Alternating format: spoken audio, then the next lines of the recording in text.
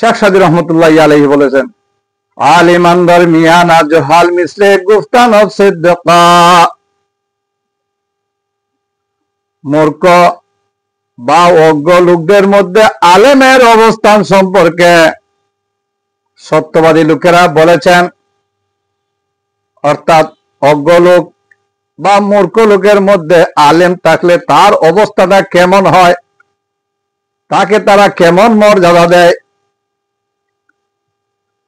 শাহিদি দরমিয়ানে কুরআন আস্ত, অন্ধ লোকদের মধ্যে প্রেমিকের অবস্থার মতো। মাসহাফি দরকন হস্তে জিন্দেকা, আর নাস্তিকের ঘরে কোরআন থাকার মতো।